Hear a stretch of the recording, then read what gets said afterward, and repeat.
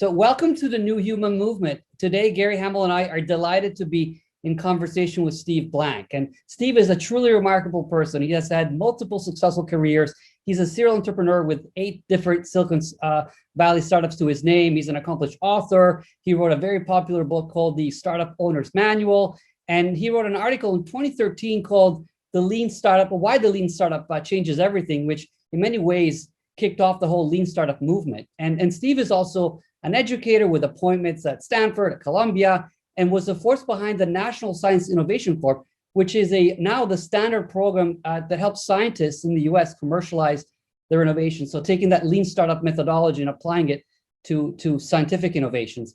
And more recently, Steve has created the Hacking for Defense class, one of my favorites, in which he is revolutionizing how the Defense Department and the intelligence community can deploy innovation with speed and urgency. So Steve, thanks so much for being with us today. Thanks for having me, guys. It's great to be here.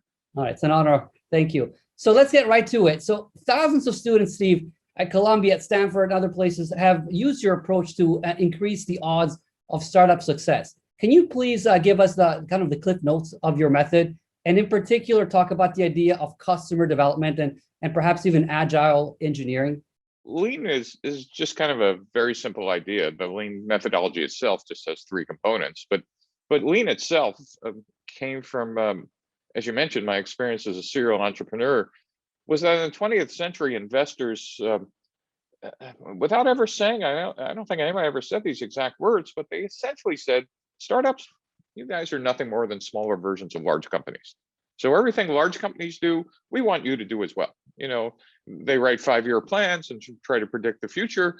You know, we know that's impossible, but that's the only thing we know how to ask for. So why don't you do that? And by the way, you ought to say $100 million of revenue in year 5. And they hire sales, marketing, biz dev. That is the exact organizational design that large corporations have. That's the only one we know. So we want to see you hiring those people as well. And the most important thing they said was, again, probably not using these exact words, but it was the only way we knew how to build products. We want you to use waterfall engineering. We want you to specify all the features that the founders have in their mind and sold to us in the investor's deck. And then you want to hire a pile of engineers, turn that into a functional engineering spec, and then lock them in a room with caffeine and sugar for a year or 2, which is what it usually took to develop products. And then we'll ship the product, and we just need to make sure that the building is big enough to hold all the bags of money that will come. And we know it never kind of worked out like that, but that was the only model we had. And my insight, which I didn't quite understand, was actually a pretty fundamental one at the time, was that startups weren't larger versions, smaller versions of large companies. Large companies at their core execute a known business model, but startups were searching for one. And we had built a management stack for 100 years for execution. We had very little tools, at least formal methodologies, for searching for business models, because this distinction between search and execution had never been made explicit. So that's the background to these 3 components of lean. So if you're searching for something, what the heck is it you're searching for? Well, I believe that a startup was nothing more than a series of untested hypotheses. That is, we were just effing guessing. We had a set of assumptions about who are the customers? What features do they actually want? Which eventually became a phrase called product market fit. You know, who are competitors? What's the right pricing? How do we acquire customers? What's the right channel? What's the whatever? All these, we kind of just implicitly assumed when we wrote a business plan. We wrote it down, our investors gave us money, and we executed like they were facts. The whole part of lean said, there's no facts inside the building, so get the hell outside. And that is the first part of lean, which is called customer development. And I developed a formal methodology in a book called The 4 Steps to the Epiphany on how to get outside the building and start testing these assumptions or hypotheses. When I first met Eric Ries and then invested in his company, Eric became the first practitioner of lean. And we ran some of these experiments, and his insight was, Steve, while we're outside the building, you know, you're a 20th century guy, but in the 21st century, we don't build products in software with waterfall anymore. We use something called agile engineering. We could build products incrementally and iteratively. So while we're out doing customer development, why don't we do agile engineering and put what we called minimum viable products in front of people? And so the second step of lean methodology is customer development and then building MVPs, that is incremental and iterative pieces of the product to get immediate feedback rather than feedback later. And then the third piece of lean was just how do we map all these hypotheses? There really was no good diagram. There were, 100-page books and whatever. But Alexander Osterwalder came up with something called the business model canvas in his book, Business Model Generation. And he actually designed it at first for large corporations. And I immediately saw that when stacked, it could provide a time series in the z-axis of all the search you were doing of just the 9 components that we need to think about, which covered about 80 to 90% of what startups need to be testing. Who are the customers, what features the value proposition, that is what products or services they want, how to keep and grow them, what was the right revenue model, what's the right channel, what are the right strategic activities we need to do, what are the resources we need, what are the partners and costs. So those 9 boxes on the business model canvas was now kind of our playbook. The sum of all 3 was now, for the first time in the 21st century, the beginnings of a management stack for people who are searching for business models. And it very quickly got adopted, I'd say within 5 or 10 years, which, didn't seem quick at the time, but is now, became part of the lexicon of Silicon Valley.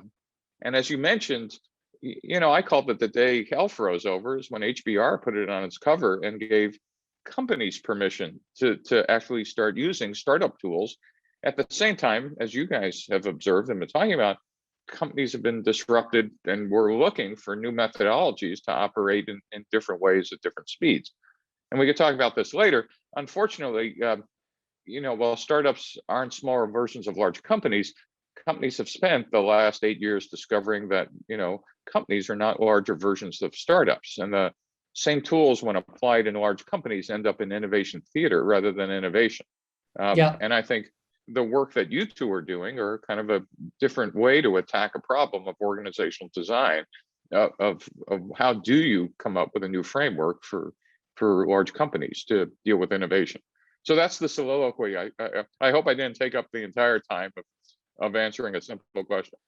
Incredibly eloquent and very incisive, Steve. So thank you for giving us that overview. And I wanted to maybe follow up on what you were saying at the very end, which is, once HBR kind of legitimized the concept and popularized it, a lot of people in, Fortune 500 C-suites read it and said, I want to be a startup. I want to try this too, right? Or I want my people to try it. And so can you maybe comment on that a little bit in terms of, what you have observed and how far or not very far that whole movement inside large companies has fared and has gone? I think most of it has failed. It's failed because we have an organizational design problem where 99% of your company or more, at least the way we're currently organized, are working on execution of existing business models.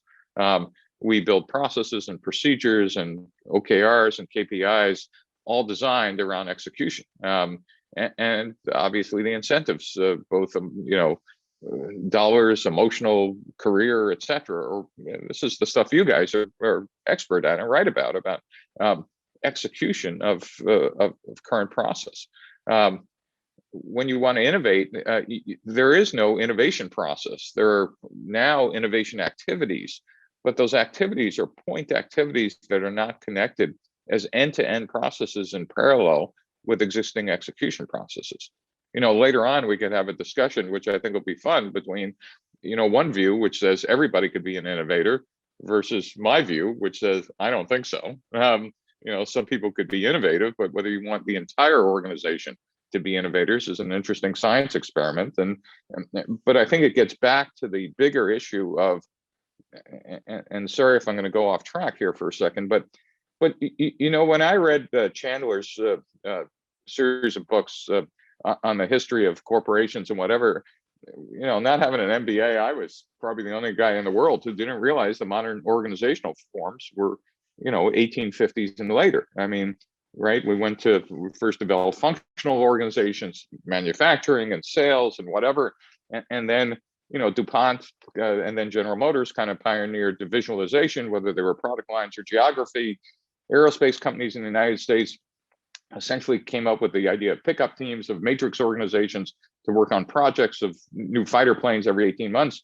But those three forms and their variants are essentially the only type of organizational forms, unless I'm mistaken, that we actually kind of have commoditized, that CEOs get trained in business school. Well, if you think about it, those were developed basically the first two to deal with, or the first one to deal with railroads and meatpacking companies for large national organizations, for divisionalization for people making automobiles and paint and explosives. So they weren't putting explosives in the paint cans, which was why they started divisionalizing at DuPont. And then aerospace. But in the 21st century, we have much different challenges, but we've not come up with the right organizational forms.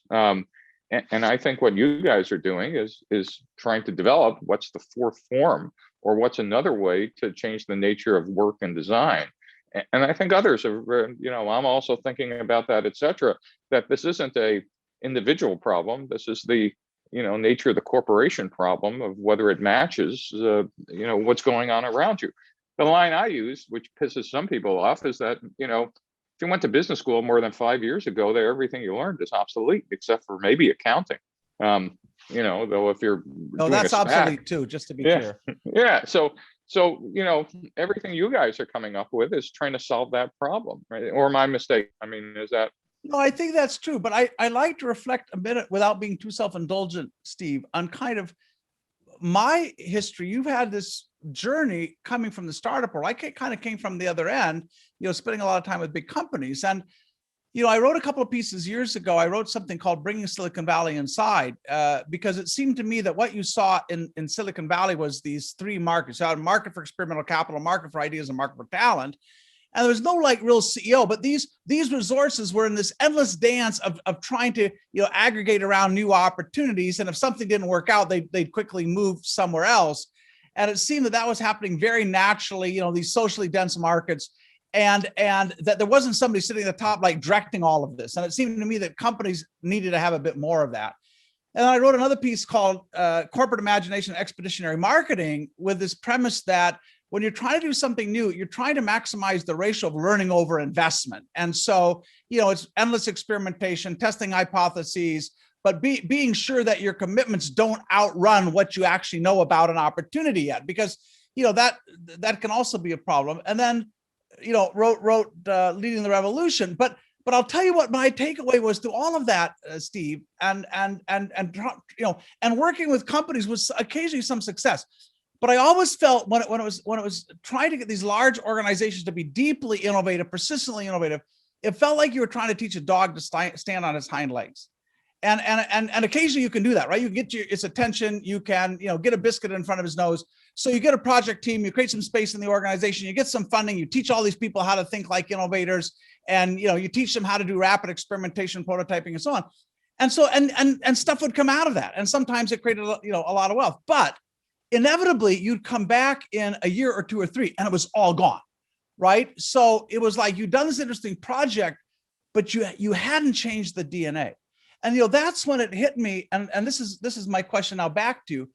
And you're talking about these like two entirely different models for how you run a business. There's a startup model, there's a big corporation model. But what hit me, and I'd be interested in your views on this, is oftentimes, the real advantage of a startup is less the business idea. I've become more and more like, they're out there and you got to work at them, but like, that's not the hardest part. But what I was seeing in these young companies was they were bold, they were simple, they were lean, they were curious, they were fast, they were free. And it was as much an organizational advantage that allowed them to move fast, to pivot, to learn with little sense of rank and so on. And then these big companies, it was pretty much the opposite: bloated, timid, complex, sclerotic, insular, politicized. And it struck me, this wasn't just a different in business models, there was just like, these organizations were built to do two entirely different things. And give a thought on that, because I know in your book, you kind of say that, you say, well, maybe this can be done in large companies, but you use the term extremely difficult. Historically, that was certainly my experience. Gary, you guys and Christensen and me and everybody else have come to the conclusion that, existing organizational forms don't work certainly for disruptive innovation. And I think as we gotten further into the 21st century, you've enumerated a couple of the reasons why, right? I mean, 100% of startups, at least early on when they're startups, are focused on innovation. 100% of them go, rules, those are for other people, not for us, or else we wouldn't have had Uber or Airbnb or SpaceX or Tesla, et cetera. In fact, if you just do that thought experiment, imagine, somebody, I forget who the founders of Airbnb were, but imagine them walking into the president of Marriott saying, hey, great idea, blah, blah, blah. Their corporate counsel would have been in their office in about 2 minutes and said, well, who would you like to be sued by first? And what do you think our shareholders would do? And gee, look at all the things we were going to put at risk. Well, at day one, a startup has nothing at risk. Their investors, that's why their money they take is called risk capital. Really, at its core, venture capital is just a form of advanced gambling with, usurious returns. And the motivations are different. As you guys know, why do most people come to work? Do you work to live or do you live to work? And in startups, I'll contend, at least for the early teams, those are reversed than the cultures in most large companies, and at least today. So I've come to the conclusion, working for maybe now the largest company in the world, or the Department of Defense, and trying to get innovation programs going on in there, where there are motivated people, but they even have more constraints than startups. Startups could do anything. Companies could do things bound by, are you going to be sued and their culture. But in most of the Department of Defense, you can only do things authorized by law. Boy, that's even kind of tighter set of restrictions. So what I have been thinking about is, what is the types of innovation inside of a large company? Because I think, the McKinsey 3 Horizons model 3 decades later is still kind of a pretty good framework. I don't know if your viewers or listeners are familiar with it. Horizon 1, existing products, existing markets. Horizon 2, repurposing existing assets, and Horizon 3, disruption. I think when we use the word innovation inside a large company and entrepreneurship, we need to differentiate about which type, because much like in the startup world, they require very different people and very different cultures and very different whatever. And so at least I've concluded you could do Horizon 1 if you kind of restructure the incentives inside of existing organizations and large companies. But there's no possible way to do Horizon 3 innovation with the same rules and techniques. And so therefore, I've come down to, rather than changing the entire company, we need to come up with what I call parallel processes, innovation pipelines, and Appendix B's, Appendix A exceptions in HR manuals and whatever. That is, the entire processes of existing companies are not oriented to having anything other than pure execution. If you actually said, no, execution pays your salary, but innovation will pay your pension, and that they're mutually supportive, you end up with a advanced version of Tushman and O'Reilly's ambidextrous organization, which is one approach. And as I said, we're all kind of struggling for what is the new approach to deal with this new environment. I just have maybe a more cynical model that most people don't come to work to be innovative. And that's just maybe a fundamental belief that most people come to work, and then they want to go home. And you can make their life better. But I guess, Steve, what we would argue is, I think that's probably true. But I guess the debate you then have is that something innate in human beings? There's some high proportion of human beings that just like want to show up and get my job and get my pay, do my job and go home. But what you find in those people's personal life is they're writing a blog, they're doing their digital photos, they may be working on their own personal startup plan, they're redecorating their house. I mean, they're creative people doing creative work, but there's very little in the system at work that encourages artistry, intuition, creativity, experimentation, all the things that go with. All right, Gary, this is a great debate. I knew we were going to get into this. And so let me give you the entrepreneur's point of view, and you could educate me on the company's point of view. Okay. So let's do it. So let me start with, and remember, we need to distinguish the types of innovation we're talking about, right? When I talk about innovation, I'm talking about the disruptive type of innovation, not incremental. But companies need, that is what the Horizon 3. Companies need to do all three, and we need cultures to support all three.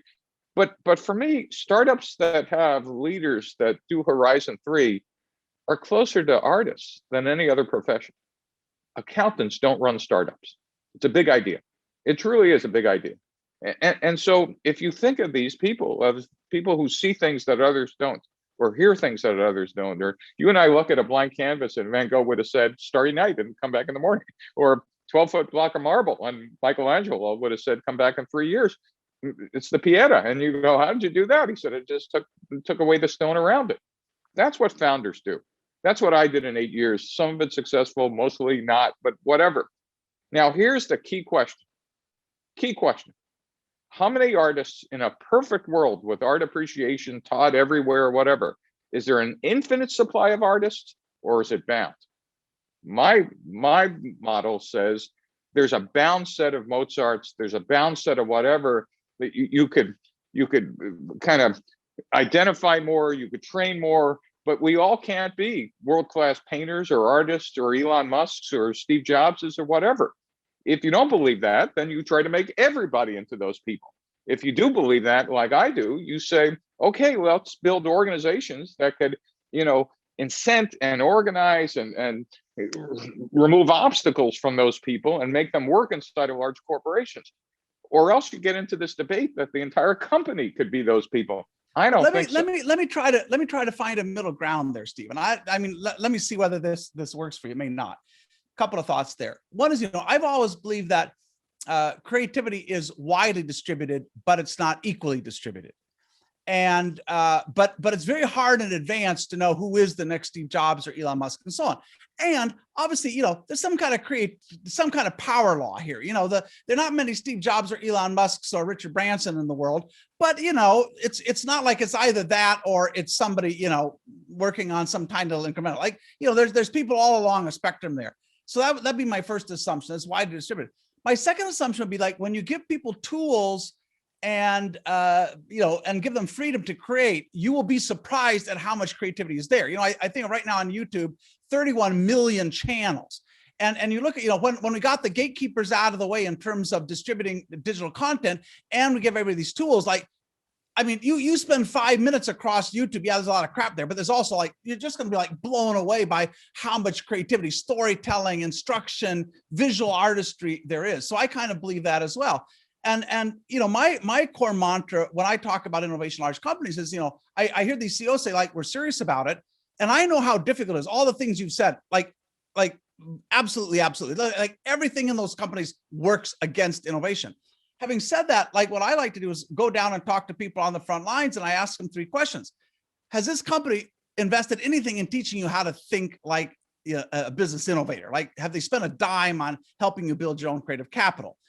Number 2, if you have an idea, is it really is there internal Kickstarter? Is it really easy to get some resourcing, some funding, and start to experiment? And number 3, is it obvious to you that your manager, your boss, is accountable for innovation in some way? That this is equally important as making the quarter, getting the numbers out, and that you're working on this creative tension between these 2 objectives. But at least you're measuring it, you're serious about it, it influences people's compensation. And as you would expect, Steve, when you go to people on the front lines, you ask those questions. No, we haven't been trained. I wouldn't have any even idea how to get a few $1,000s and 20% of my time to do something new. And no, my manager never talks about this. I don't think there are any metrics about. And so then you have to go back to the CEO and say, hey, you said you were serious about innovation, but you don't teach people, you don't make it easy, you don't hold people accountable. In what universe is that serious? So, I think that truly. I agree, Gary. Yeah. Okay. So no. I agree in the what I think what you just described is in 15 years in a perfect world, we're going to have a whole series of changes on diversity and equality and inclusion and maybe entrepreneurship as well.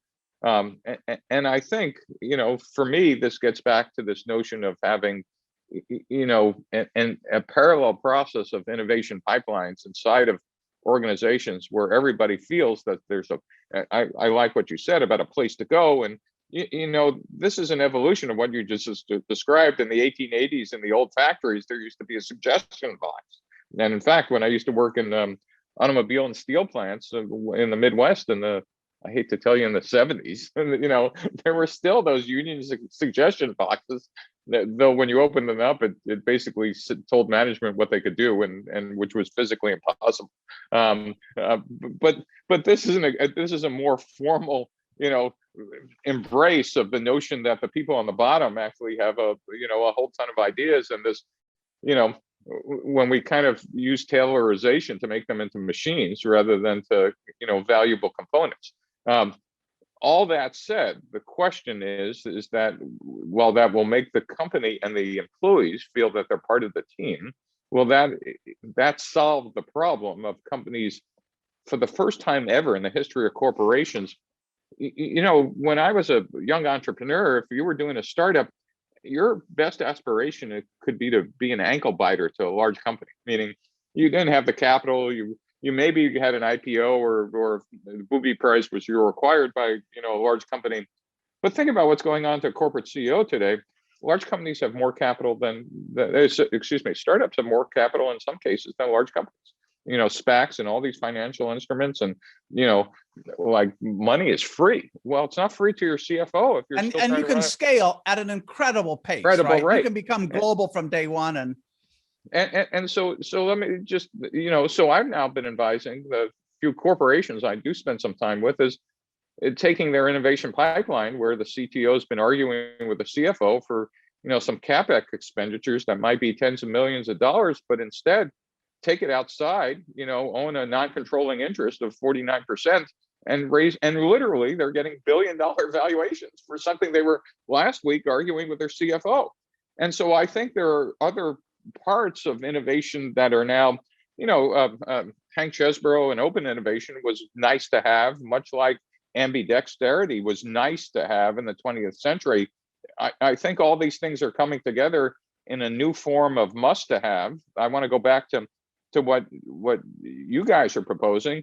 It will become a must have as well, but I think it's going to evolve into a different form that that creates a whole new innovation doctrine. Is yes, this is how we deal with our people, yes, this is how everybody will contribute, etc., but the externalities might be much greater than that we need to start thinking about much different things. And I'll give you one example, and again, having lived through this, you kind of look back and go, well, wait a minute.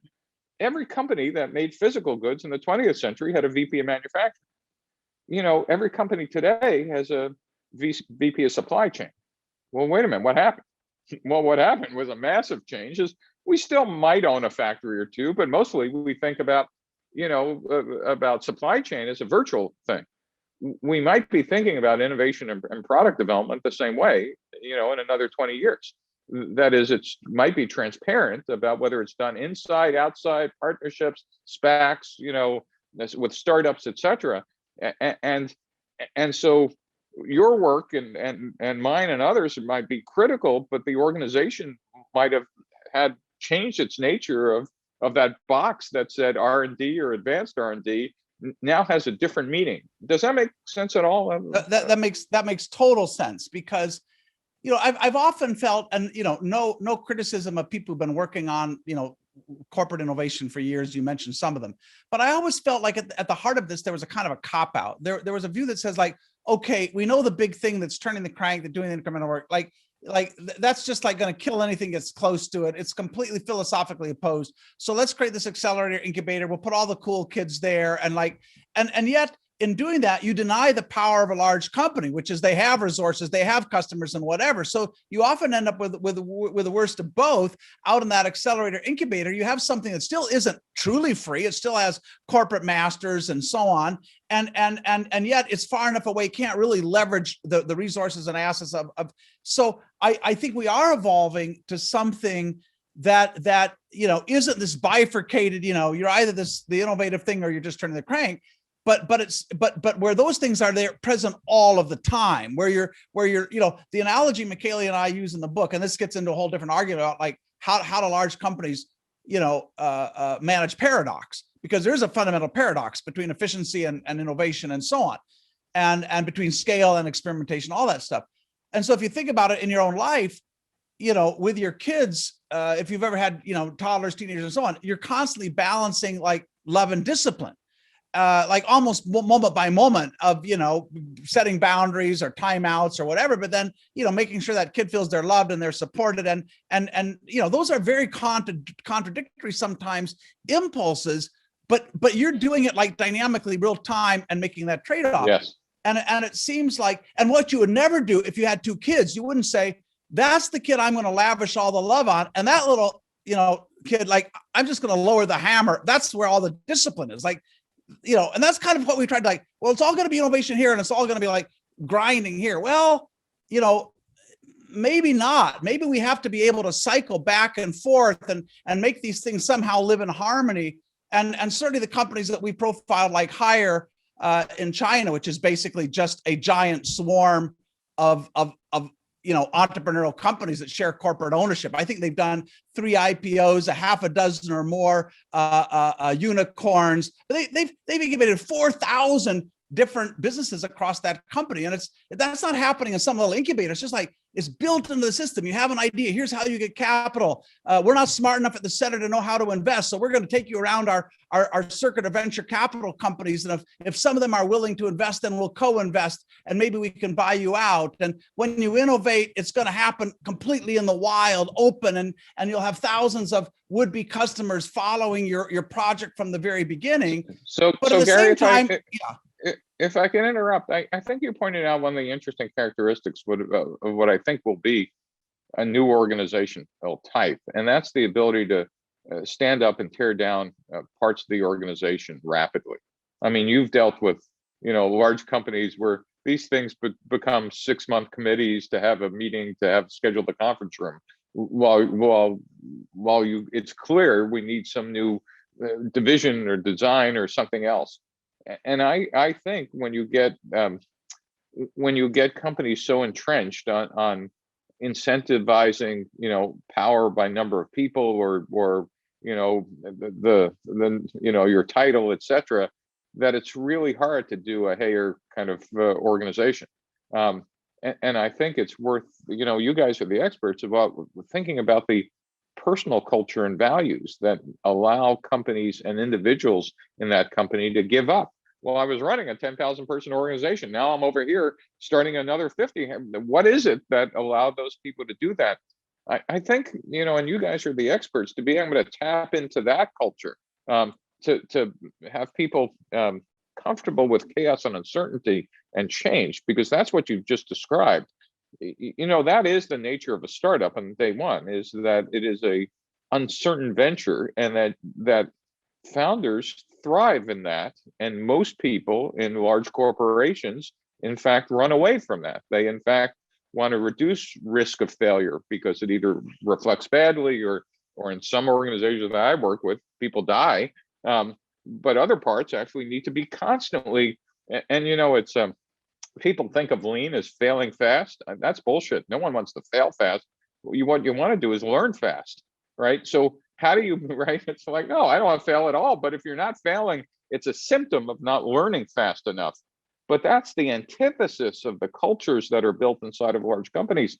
How do you propose people get comfortable? What I want to turn this back over to Michele, but what you're saying, Stephen, and why I find your work so valuable is that,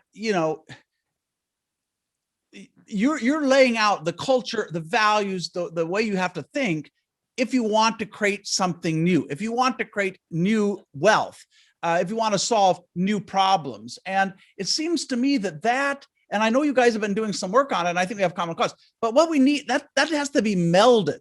And maybe Michele will share some data on this point. But the fact of the matter is, large companies have become more dominant, not less. Like, disruptive innovation is not winning. Industries are becoming more concentrated. Churn at among the 100 or 500 largest companies is going down. These companies have all kinds of ways of protecting themselves and sustaining mediocrity over a long period of time. So unless they learn how to do this, our economy is just, we're going to have less and less business dynamism.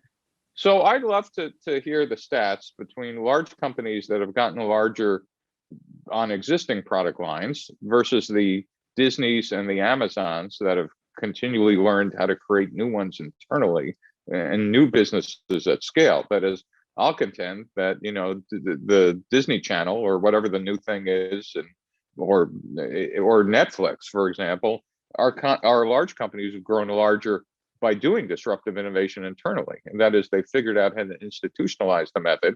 There are others which I'll put in another category, which stay large and get larger because they're rent seekers, because they figured out how to use regulation and political contributions and whatever, whether they were utilities or cable channels, et cetera, to actually fight disruptive innovation, or oil companies or automobile companies. And the writing's now on the wall for a lot of those who, you rent seek, et cetera, and then you fall off the cliff.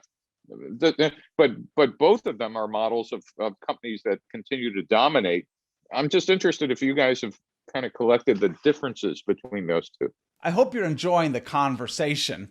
And I just wanted to take a moment to thank Hire for underwriting the costs of producing this interview. Hire is the world's leading appliance company and also a global leader in the Internet of Things. For the last decade, Hire has been leading a remarkable revolution in management. It is proven that even the largest, most complex organizations in the world can be entrepreneurial at their core. Now, back to our conversation.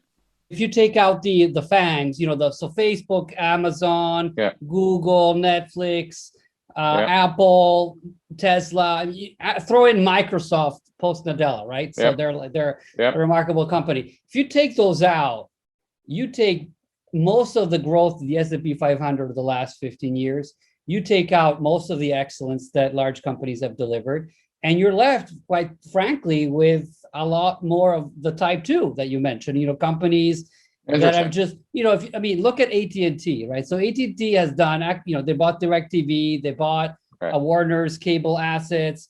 They've now I think just spun off DirecTV with, $50 billion write-off in the value, so, and what they have to show for this decade-old long streak of bulking up through acquisition is double the debt load and shrinking of the workforce. Well, so okay, Gary has the stats. Yeah, you can see here the total returns to shareholders over multiple time horizons, and this doesn't even include the last 3 or 4 months. So what a great research topic for is figuring out about what literally the diagram is of the death rate of people who've are the ones that have actually grown not by innovation but by acquisition and rent seeking. The problem is that they're not dying, Steve, or they're not dying fast enough. No, because I will contend it's the fast enough. It's kind of like the newspaper guys who were buying until everybody realized they're really as much as you acquired, it didn't matter. The underlying advertising revenue was dead, and there was no way out of that box. I think we're watching that with oil companies, and we're going to watch that for the automotive companies that don't make the electric transition in time. But so just as an aside, I kind of have this model, and this is a great slide because in the back of my head, there was different trajectories of 30-year survival rates, not 5-year survival rates, but 30-year survival rates of companies that have organic innovation processes versus companies that win by regulatory and whatever. Eventually, they die. I think you're right. They don't die fast enough. And Michele, maybe you can. You had that data on churn rates. I don't know if you can pull that up, but that was pretty interesting. Great song. Steve might be interested in that. But here's the thing, Steve, that I'm interested in. You've been writing about this a long time, and Eric has been thinking about it. I've been thinking of it, and Clay Christensen was at this for a long time. Yep. The thing that still kind of amazes me is you don't have to be a genius as a CEO to understand that your organization was not built to kind of support this kind of thing. And if I think of the amount of work that companies have put in, let's say over the last few years, you talked about this huge shift in supply chains. That didn't happen easily. That was huge amount of thinking and investment and so on. And it's just been this mystery to me, with all the talk about innovation and why it's so important. I don't know virtually almost no company. And you mentioned a few, Amazon may be in that category, maybe Disney, but there very few CEOs have said, hey, let me look at every system, every process across this organization and figure out how do we make it less toxic to innovation? How do we just take a systemic approach to thinking about, the way we allocate capital, the way we hire, the way we reward people? Let's think about how we build some pro-innovation, energy behind that. And it's just like, and I just like, I'm honestly just mystified on how, I mean, we know from data that 79% of CEOs say innovation is important, and 94% say their organizations aren't very good at it. And you think that with that, like, there'd be a level of seriousness around this that certainly mostly I have not seen. Maybe your experience is different. Not at all, Gary. I'm 20 years too late to the stuff you guys have been working on, but it's the same problem I found when I looked at startups when I retired and came up with what became lean methodology. I mean, think about it. Venture capital has been around for 30 years. I wasn't the first guy to say there's a problem here. I was kind of the first guy to say, it's all wrong. Not it's kind of wrong. It was all wrong. I think the same problem is going on here. I think we're all kind of dancing around the fact that the organizational types that we've come up with are just simply wrong. Your current book and everything else is all built around this implicit idea that says those three fundamental organization types don't fit the model we have. And by the way, the thing we haven't talked about is why our CEOs kind of have this blindsidedness to yeah, I know about it, but like I'm still going to be eaten by the lion that's on the path in front of me. And we forget about there's three reasons. One is their incentive structure by their boards of directors, that they're not independent agents. Their boards are probably, half of these public companies are worrying about activist investors, so they don't end up like GE and others. So how do I get the share price up is an execution problem, not a 5-year innovation problem. Number two is they're hamstringed by their existing organizational design. I don't know what else to do. And so this goes back to, we haven't given them a playbook. Your book is one attempt at doing that. I'll contend it's part of a bigger meta discussion of what's the playbook you teach in business school, like we now teach lean, that here's the playbook if you want to both chew gum and walk. Is it some hybrid of yours, or again, ambidexterity or open innovation on steroids, and actually now recognizing that innovation is now just like supply chain rather than manufacturing? What is it? And so most people who become CEOs of large corporations, and I don't say this disparagingly, they're not innovators. They're not going to come up with a playbook. They're world-class executors. Everybody you've dealt with, right? Yeah, our companies are run by accountants and engineers, and no offense, because they have creative impulses too, but the bias is, as you say. Michele, sorry. No, so Steve, I mean, I also think though we need to put a little bit of the pressure and expect them to be more innovative and more dynamic in how they pursue opportunities. I mean, I was just amazed, now apparently Volkswagen has finally gotten its shit together when it comes to electric vehicles, part of my French. And so some press reporters are saying, oh, Volkswagen is now worth only 5 times less than Tesla, which is kind of insane if you think about it. Like, we still have to celebrate the fact that they're 20% worth as much as Tesla is, even though Tesla's been at this for like a decade and these guys have been around for, a century. And then recently today in the Business Week, I had this article saying, Tesla's in trouble. These automotive manufacturers are catching up fast. I mean, I don't know what fast means to them, but being a decade, it means late, better press releases. Yeah, I mean, they're like over 15 years. They're going to be 15 years late by the time these models that they currently vaporware come to the market. How is that good for the planet? How is that good for investors? Hey, McKinney, I got to say, and then let's go back to Steve's point about the compensation structure.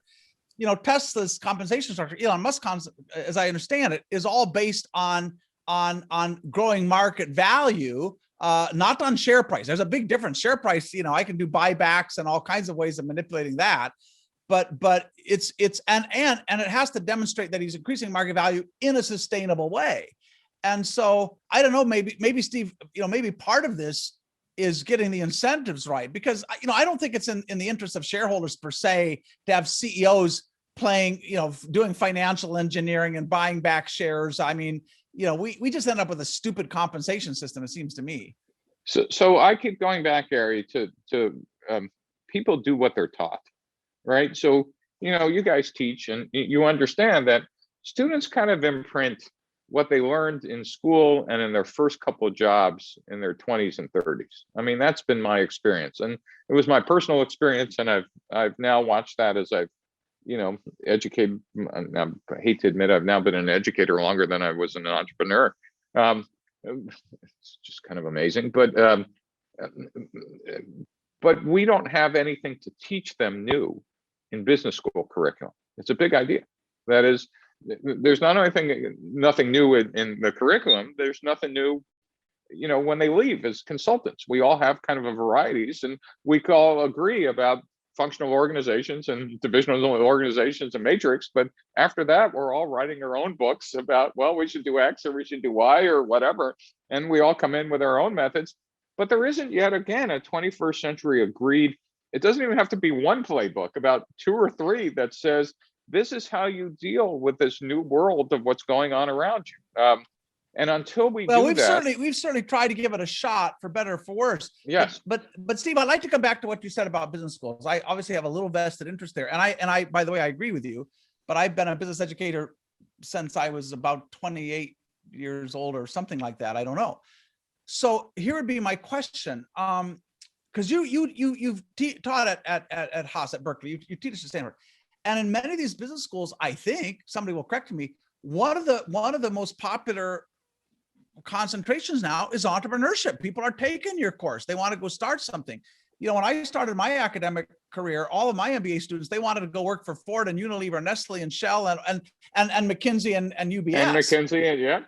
And now they all want to go start something. So, I mean, does that give you some hope or no, Gary, let me tell you guys and your listeners a story I've never told. Is, when I came up with this idea of customer development, and then Eric's work, and then Osterwalder's work, and okay, let me go pitch the VCs on Sand Hill Road. I live in Silicon Valley, and they all patted me on the head and said, well, that's fine, but we're making a ton of money as is, and we don't so I said, well, let me obviously go to the business school that's right next to me and share my insights. Well, of course they'll grab it with open arms. Well, they double patted me on the head. They said, son, we consult for companies, I'm literally, these are the exact words, that have hundreds of thousands of people. How hard could 5 people in a garage be? And by the way, this is before business school professors were consulting for startups. And my jaw dropped. I went, they don't have a clue. Well, fast forward 20 years, every major university is teaching some version of Lean. I should tell you, the schools will go unnamed, but they're physically close to me, renamed the entire process to something that looks like their name, because obviously if you're an academic with tenure, you can't adopt some other stuff. You have to repurpose it. But so I've been quite amused to see this, the variance of this in other schools. So I think it will take a concerted effort, and seriously now, to get here's the other observation, and you guys with tenure can maybe counter this. Typically what I found, particularly in business schools, if you have a new methodology and you're a faculty member, you make your money owning that methodology because you have a consulting practice. I had an advantage that said, I already made my money elsewhere, and I open sourced everything I did. And on purpose, which said, gee, I don't have the stature, I don't have the credentials, but I do have an idea that there's probably 20 other people who have better ideas, but they're holding it close. I don't care about optimizing dollars. I care about optimizing adoption. Is that a fair? Yeah, I think you're right on both of those comments. I mean, or at least its first 2 thoughts. I mean, one is that you're right. I mean, the academic game is you carve out your narrow little intellectual niche. You create your idiosyncratic language to defend the boundaries of your little construct, and you do your best to make it the next big thing. I mean, one of the things that Michaela and I have been thinking a lot about, and maybe a future conversation, but if you look in science, one of the big things in science today is big science, right? Human Genome Project, Human Brain Project, Large Hadron Collider, where you're bringing together thousands of researchers to solve these really big, meaty problems. And when you think about the size of the problem of like, retooling the basic DNA of every organization across the planet, that strikes us as being like a fairly big problem. And it's not one that's going to be tackled by like individual, business faculty, like writing their little screeds and getting them out. So that's for sure. I would agree with you. I would say, just in our defense, we've put our little course, how to hack management, how to build, how to kind of bottom up hack. Like that's basically a free course that anybody can take. And it's like all there. And anybody watching should be watching that course. It's spectacular. Thank you. I've seen it, and I think it is a major contribution to the thinking. But keep going, Gary. That means a lot from you. Yeah. But yeah, I think even the way, and I tell you what, maybe with this video we'll put a link. I also did a talk on how we need to reinvent business school research, because most of what passes for research in business schools is like so disconnected from the world of practice. And just a little data point on that, Steve, that like when I went hunting, like amazed me. So US companies spend roughly about $3 billion a year funding US university research. And you see this at Stanford in computer sciences and biotech and, engineering and so on. Out of that $3 billion, how much goes to business schools? Right. $50 million. Like that is like, and what companies are saying to business schools is, what you're doing is so irrelevant to the problems that we're trying to solve. Like we can't be bothered. Like, well, you guys live in this space, Gary. But again, we talked about incentives of CEOs. Obviously, the incentives of people fighting for tenure, and then when you have tenure, is to impress, your narrow niche in whatever those publications are. In medicine, and we have this idea of translational medicine, of how to get stuff out of the research lab onto the bedside as quickly as possible. But there is no notion of, even if you just pick the narrow field of entrepreneurial, research, that in all those management magazines, there is no incentives, or there isn't even a group that does translational entrepreneurship that takes, because every once in a while I'll do a deep dive into my fellow faculty members of Stanford and read these papers that make my head explode and say, well, wait a minute, this is a good idea, but it's written for an audience that like it's almost like written in Polish. And apologies to people in Poland, but it's like, and so if you could translate it, there's some great nuggets. But there is no, the first thing I would fund is a group that does translational business and entrepreneurship ideas across multiple research universities. Well, if you look at Stanford, outside of the business school, and this would be true at MIT and some other institutions, you find, in computer science and biology, you find those translational institutes, right? And they talk about creating technologies, creating solutions, and so on. Right. And they're kind of bridging the pure theoretical science to application. They're in there, experimenting, partnering with companies, and so on. Nothing that's like why that. I'm in the engineering. That's why I'm in the engineering school at Stanford. And and Tom Byers and Tina Seelig and Kathy Eisenhardt started the Stanford Technology Ventures program inside of engineering, just to do this thing, to get closer to the people who were doing at least the technology inventions. And of course, the business school is now caught up, and med school has, biodesign and other innovation initiatives. In fact, I decided I couldn't sleep one night. I counted all the innovation and entrepreneurship classes that had those words in them. And there are 163 of them a quarter at Stanford. Stanford's an incubator with dorms, which faculty doesn't like me saying, but that's what the university is turned into, given its proximity at the time to the Valley and money. Getting us back to this notion of corporate innovation. One other thing I wanted to mention was a funny discovery I made, which was just kind of amazing about personality types. In large corporations, we tend to celebrate the innovators who manage to work around the bureaucracy and get something accomplished, right? There's that apocryphal story about the guy who made the 3M stickies. What do they call it? The little sticky notes. Post-its? Right? Post-its, right? And how to work around bureaucracy and et cetera. No one has said that when we award that stuff, we're actually rewarding the failure of organizational design, that there isn't a permanent process that, in fact, every hero award for being an innovation hero means that the person behind you needs to recut that same trail. That is, we've not changed the organization at all. Yet no one has woken up and said, this is kind of a bad model. Why are we giving awards for this? We ought to be saying, wait a minute, what did you have to go around? Why don't we fix those and actually do a lessons learned rather than an award process? The second thing that falls out of that is if you describe to those heroes, well, why don't you kind of sit down and write up the organizational parts that were broken and help us fix that? That's the last thing on earth that most of those heroes want to do.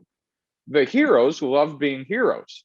They don't want to go, well, I don't want to deal with process. I was just, fighting process.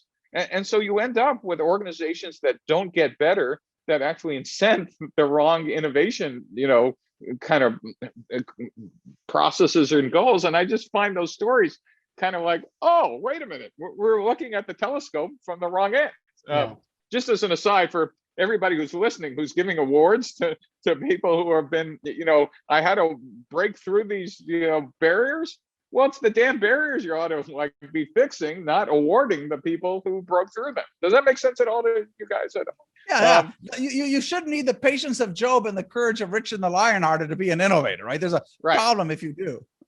But the point is, you should never have to fight those same battles twice. And we're giving awards to just say, go fight the same battles. And the fact that you have to fight the same battles twice, say we appreciate the need to innovate, but we haven't appreciated the need for organizational redesign. And that's a more important insight, I think, than just giving those awards. Every time I see those, I kind of go, wait a minute, have you guys not figured out what the pattern is here? The pattern is not that you created X. The pattern is they were beating their head against the wall. And by the way, when they're done, they're going to quit because they hate you, right? And you're celebrating one where 5 others, as you say, gave up and said, let me go somewhere else. That's, Michele, well, maybe you want to use that anecdote, Michele, but the creation of Zoom is like a classic case of that. Yeah, well, in the sense that Eric Yuan, the founder of Zoom, was head of WebEx engineering in the he was acquired by Cisco as a WebEx employee, and then obviously was operating under Cisco, and he basically thought WebEx in 2010 sucked, as it has frankly sucked for some time after that, and he wanted to upgrade it for the mobile age, for the cloud, to have large scale meetings, and the people at Cisco were like, it's fine idea, but we're into enterprise social networking, so we're not going to give you any money to do that.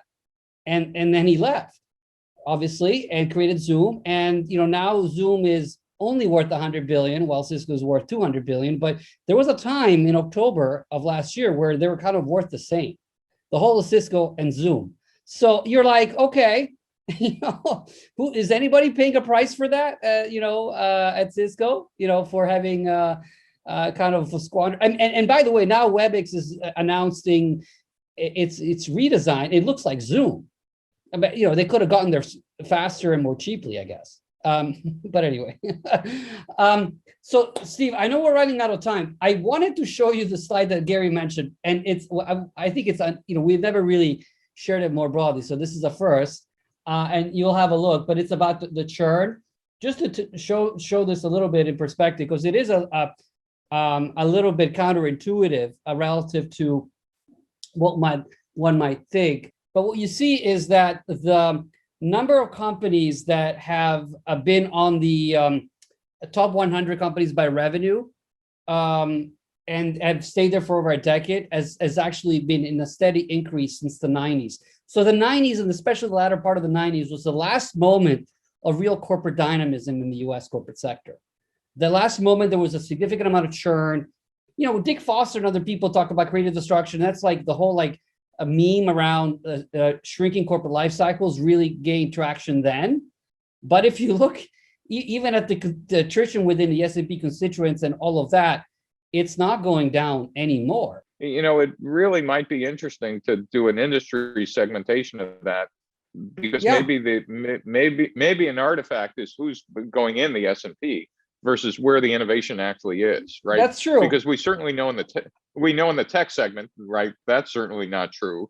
And then the question to ask is how dominant is tech, in our economy versus how dominant it is in the S&P.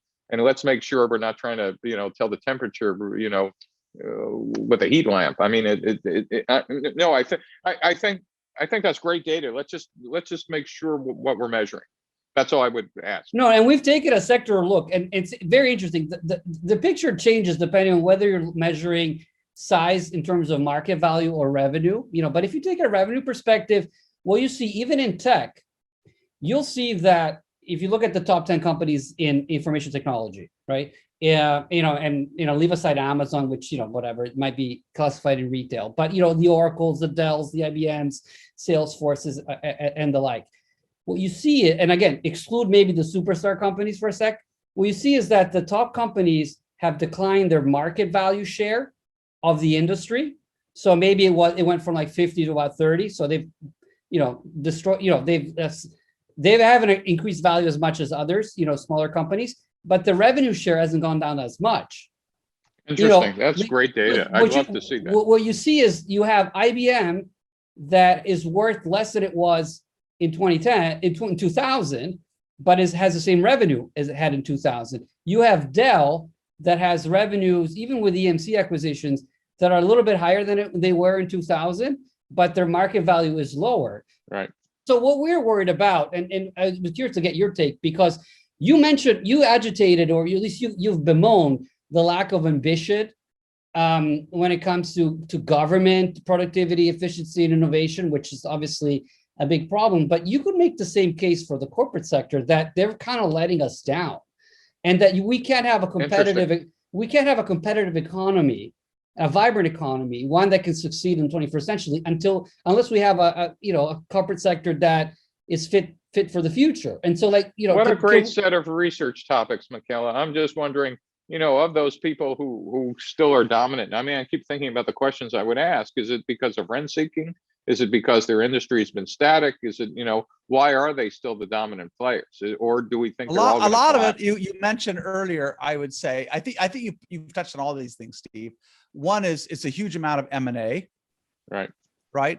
As we argue in the book, when a typical large company is confronted with the winds of creative destruction, rather than raising their sails, they lash up to another super tanker. Right. So there's been a lot of that kind of, just a huge amount. I mean, we have the data, but it's obviously trillions of dollars of mega mergers. And then a lot of, regulatory capture. I mean, a couple of researchers looked at this, and they were trying to explain why if corporate profits, continue to go up, even though many of these companies are kind of moribund. And what they found is the two things that correlate have the highest correlation with increasing profits. One of those is investment, that still matters. But number two is regulation. And the more regulated industry, the more profitable it is, because those guys are, it's their lawyers who are sitting in Washington, Brussels, wherever, writing the rules and so on. So, it's pretty sad when the most valuable hour of a CEO's time is spent in Washington. That's not that's not a good outcome. We don't think. Well, listen, guys, I learned a ton. This is great. Well, thank you for sharing. And listen, thank you for inspiring so many people and sharing so much about what it takes to build something new. I mean, and we'll do our best with you to carry that message into large organizations. But what a fantastic contribution. So thank you so much. Thank you, Steve. Thanks for having me.